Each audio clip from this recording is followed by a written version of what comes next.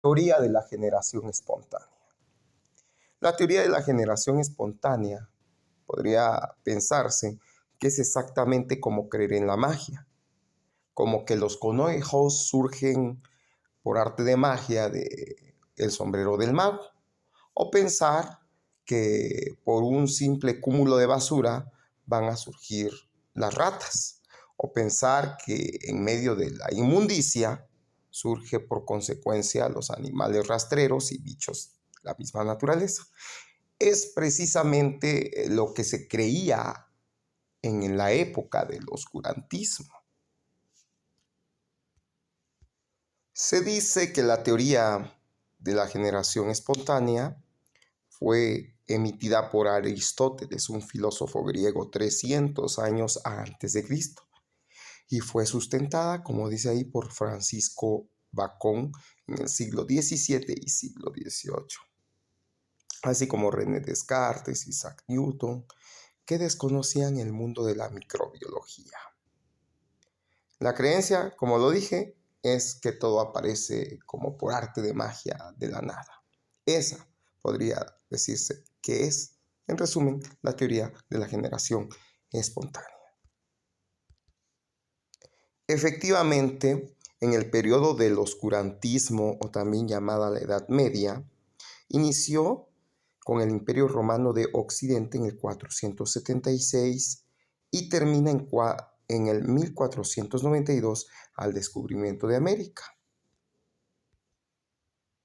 En aquellos tiempos se creía que la Tierra era plana antes del descubrimiento de América, que tal vez estaba sostenida por una tortuga, o tal vez por elefantes, o incluso por el propio Atlas, pero no se tenía la idea de una tierra esférica. Entonces, al descubrimiento de América, la Iglesia Católica empieza a ser cuestionada. Así aparece, por ejemplo, en Alemania, en 1517, Martín Lutero, con una serie precisamente de tesis que cuestionaban la autoridad de la Iglesia. Podría decirse que es el principio del protestantismo, lo que también va a dar origen a que se cuestione las creencias y autoridad de la Iglesia. Así van a surgir otros pensadores como Juan Calvino, también vemos a Manuel Serveto, etcétera. Personas que van no a dudar de Dios, sino de la Iglesia. Pero llegado el tiempo de las luces, el tiempo de que salgan de la oscuridad y entren a la luz del conocimiento científico, se va a poner en duda la existencia de Dios. Pero volvamos precisamente al protestantismo. ¿Cómo es que Martín Lutero influye también en el rey Enrique VIII para que se separe de la Iglesia Católica en 1534? De manera que Enrique VIII crea su propia iglesia y por lo tanto crea su propio sistema de unción religiosa de los reyes de Inglaterra. Por eso es que hoy en día los reyes de Inglaterra no son ungidos por la Iglesia Católica, como lo es la unción de los reyes de España y otros que están afiliados a la Iglesia Católica. Es pues importante decir que un clérigo que representa a Dios es quien unge a los reyes. En el caso, por ejemplo, de la Iglesia anglicana, lo hizo el arzobispo de Canterbury. Como lo vemos ahí, que es el máximo referente de la fe anglicana, ¿sí? Precisamente. Es el equivalente al Papa en la Iglesia Católica. Vemos, por ejemplo, que precisamente los reyes, según las creencias, son puestas por Dios. Por eso es que, de acuerdo a la fe de cada país, así se ungen a sus miembros de la Casa Real. En el caso de la Casa Real Española, se unge con presencia del Papa Católico. Bueno, ahora sabemos, por ejemplo, acá, los reyes católicos, precisamente, habla de lo que ustedes podrían entender acá, son entonces puestos por la Iglesia Católica. Por esto es que el periodo de la Ilustración tiene que poner en duda la existencia de Dios, porque si bien es cierto, Enrique VIII puso en duda la autoridad de la Iglesia Católica, pero no se separó de la existencia de Dios porque si lo hubiera hecho, eso hubiera también puesto en duda su autoridad como rey, porque el reinado viene por mandato de Dios. Por eso es que tuvo que cambiarse a una denominación nueva llamada la religión anglicana. Pero el momento de las luces, precisamente, van a poner en duda el principio de la existencia de Dios para poder derribar todos los reinos. Los únicos reyes que cometieron el grave error de poner en duda no solamente la autoridad de la Iglesia Católica, sino la existencia de Dios, fueron los reyes de Borbón de Francia, Luis XVI y María Antonieta, que no les hacían llegar los diezmos a la Iglesia Católica y desafortunadamente no llevaron el quinto real para el principio que fue creado, salvar precisamente a su reino cuando estuviera en un momento de hambruna. Y en su lugar se dedicaban a hacer fiestas mientras el pueblo sufría hambre. Esto también implicó que el pueblo se levantara en contra de sus reyes y los guillotinara. De hecho, cuando hablamos de que Dios pone a los reyes, viene precisamente en la Biblia. Y el quinto real fue establecido precisamente por José el Soñador, a quien Faraón designó su administrador de riqueza. Y lo vemos en el capítulo precisamente 47 de Génesis, verso 24, cuando pone este quinto real. Como dice, de los frutos daréis el quinto al Faraón, y las 4 partes serán vuestras para sembrar la tierra y para vuestro mantenimiento de los que están en vuestras casas y para que coman vuestros niños. ¿Cuál era el fin del quinto real? Precisamente rescatar lo mejor de la tierra para esas épocas de hambruna. Y lo pueden constatar en esta lectura. Así pues, por una horda de el pueblo francés levantó en armas para activar la Revolución Francesa, Luis XVI fue guillotinado el 21 de enero de 1793, precisamente por dudar de la Iglesia Católica, dudar de Dios, y por consecuencia, al dudar de Dios, entonces, si la Iglesia Católica no era autoridad y Dios no existía, por consecuencia su reino tampoco era genuino. Esto también enardeció a las masas y por eso vino un cambio de formato en el gobierno. Entre los pensadores ilustrados que cuestionaron no solamente la autoridad de la Iglesia, la autoridad de Dios y la autoridad de los reyes, está Voltaire, Montesquieu, Rousseau, Jean-Luc, Immanuel Kant, etcétera, Descartes. Y al no existir Dios, tampoco entonces existe el reino, porque si ese Dios que no existe puso a los reyes, por lo tanto es inapropiado tener un reino. Por lo tanto se vienen las ideas de que el pueblo es el único que debe de gobernarse a sí mismo, y vienen las ideas democráticas por todos estos pensadores, vienen las ideas de un nuevo gobierno repartido en 3 poderes: república, poder ejecutivo, legislativo, judicial. Se destapan los derechos humanos en lugar de los derechos prácticamente divinos. Y es así como surge por primera vez un nuevo estilo de gobierno distinto al monárquico. Pero ¿cuáles son las preguntas filosóficas que van a llegar a dudar de Dios? Con el descubrimiento del microscopio óptico en 1595, da la oportunidad de contemplar la materia interna de las cosas para cambiar de ser la contemplación espiritual a la contemplación de la materia, y con la aparición del método científico es como se empieza precisamente a dudar de Dios.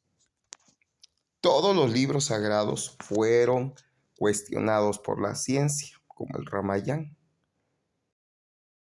de que insectos a partir del sudor y de la basura podían surgir así de la nada, y otros libros semejantes. De hecho, hubo un personaje que se llama o se llamó Jacobo Grinberg, quien explica, y no tiene evidencias fotográficas ni de video, de que él conoció a una medium que se llamó Panchita y que de la nada alzaba su mano y de la nada surgía un órgano que iba a ser trasplantado a un enfermo, ¿sí? Hacía operaciones mágicas. Desde este punto de vista, tendríamos que tomar en cuenta que este tipo de cosas es generación espontánea. Sin embargo, ¿será cierta que existe esa generación espontánea? Fue a finales del siglo XVII cuando se comenzó a cuestionar la idea de la generación espontánea, especialmente a partir de los trabajos del Francesco Redi, de 1626 a 1698. Y de un experimento sencillo y concluyente que consistió en meter trozos de carne en frascos cerrados y otros en frascos abiertos, viendo que la carne de los frascos cerrados no desarrollaban gusanos, lo que denominamos como quereza. Con este experimento, Reddy demostró que los gusanos no aparecían por generación espontánea y que su presencia estaba relacionada con la posibilidad que tenían las moscas de llegar a la carne y a los pescados. Como vemos acá, los botes. Fue Reddy entonces y posteriormente le continuó otro de los científicos que sería Pasteur Pasteur, ¿sale? Con la pasteurización, entonces la generación espontánea se demostró que no existe. Hubo una teoría que fue muy popular, la teoría del Big Bang, que según esta teoría, hace unos 13.800 millones de años, el universo concentrado en un ínfimo y a su vez infinitamente pequeño punto que alberga toda la materia explotó para después enfriarse a medida que se expandía y se crea la teoría expansionista. Sin embargo, la pregunta filosófica sigue: ¿cómo se creó esa materia? Si es que existe, en este caso, el sistema creacionista, porque ya está descartada la idea de que el sistema de la generación espontánea no existe. No podría haber nacido por arte mágico, como el caso del conejo que surge del sombrero del mago, de la basura. Entonces, ¿cómo se creó esa materia de la que habla la teoría del Big Bang? Y es ahí donde hablamos del sistema creacionista. Los creyentes en Dios dicen, pues Dios creó el universo y fue el que creó precisamente este evento llamado el Big Bang. Pues sí, efectivamente fue un sacerdote, Georges Lemaitre, físico y sacerdote católico, que creó esta teoría del Big Bang. Y sigue la pregunta: ¿cómo surgió la materia? Que no se ha podido resolver este asunto.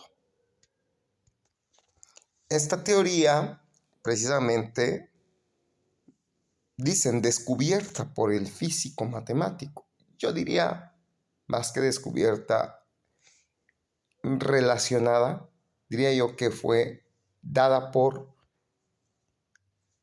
este personaje. Pero sigue la pregunta: ¿cómo se creó la materia? Albert Einstein solamente pudo decir: la materia no se crea ni se destruye, solo se transforma. Entonces, ¿qué dice la filosofía al respecto? En el libro de El mundo de Sofía viene una reflexión precisamente de dónde viene el mundo. Voy a leerlo. Pues no lo sabía. Sofía sabía que la Tierra no era sino un pequeño planeta en el inmenso universo. Pero ¿de dónde venía el universo? ¿Podría ser naturalmente que el universo hubiera existido siempre? En ese caso, no sería preciso buscar una respuesta sobre su procedencia. ¿Pero podía existir algo desde siempre? Había algo dentro de ella que protestaba contra eso. Todo lo que es tiene que haber tenido un principio, ¿no? De modo que el universo tuvo que haber nacido en algún momento de algo distinto. Pero si el universo hubiera nacido de repente de otra cosa, entonces esa otra cosa tendría a su vez que haber nacido de otra cosa. Comentario. Nos hace pensar en la muñequita, precisamente la muñequita rusa. Sofía simplemente había aplazado el problema. Al fin y al cabo, algo tuvo que surgir en algún momento, de donde no había nada de nada. ¿Pero era eso posible? ¿No resultaba eso tan imposible como pensar que el mundo había existido siempre? En el colegio aprendían que Dios había creado el mundo. Ahora Sofía intentó aceptar esa solución al problema como la mejor, pero volvió a pensar en lo mismo. Podía aceptar que Dios había creado el universo, pero ¿y el propio Dios que se creó a sí mismo partiendo de la nada? De nuevo había algo dentro de ella que se revelaba. Aunque Dios seguramente pudo haber creado esto y aquello, no habría sabido crearse a sí mismo sin tener antes un sí mismo con lo que crear. En ese caso, solo quedaba una posibilidad. Dios había existido siempre. Pero si ella ya había rechazado esa posibilidad, todo lo que existe tiene que haber tenido un principio. Bueno, como comentario, precisamente, podríamos decir filosofía, filos, amigo, Sofía, sabiduría, amigo de la sabiduría. En este caso, entonces, si Dios creó al universo, ¿cómo se creó Dios a sí mismo? ¿Sí? Vamos a partir de ese punto de la creación. Preguntas que no tienen respuesta porque el ser humano no tiene la información para poder responderla. Si Dios creó el universo, ¿cómo lo hizo? Y si Dios se creó a sí mismo, ¿cómo lo hizo? O como lo pregunta, algo tuvo que haber creado a Dios. Entonces la pregunta es, ¿quién creó a Dios? Y debido a que no hay una respuesta clara en medio de la razón, es que no existe una autoridad real que pueda dar respuestas infalibles, fehacientes a estas preguntas de carácter filosófico. Por esto es que los grandes pensadores llegan a la conclusión de que no se puede creer en un gobierno impuesto por algo llamado Dios que no es tangible y que no se puede demostrar su existencia. Pregunta filosófica. Si Dios puso a los reyes, ¿en qué momento ese Dios que no se ve decidió tal cosa? ¿En qué momento? Y es ahí precisamente donde viene también la duda hacia la autoridad de la iglesia. Conclusión, cada quien tiene sus propias respuestas. Sin embargo, los pensadores como Voltaire y todos los ya mencionados, Voltaire, Montesquieu, Rousseau, John Locke, Immanuel Kant, David Hume, René Descartes, Denis Diderot, Francisco Bacon, Adam Smith, etcétera, etcétera, llegan a la conclusión de que se necesita un gobierno de las masas. Así surgen precisamente estas ideas de la Revolución Francesa hasta que se crean los gobiernos como los conocemos hoy.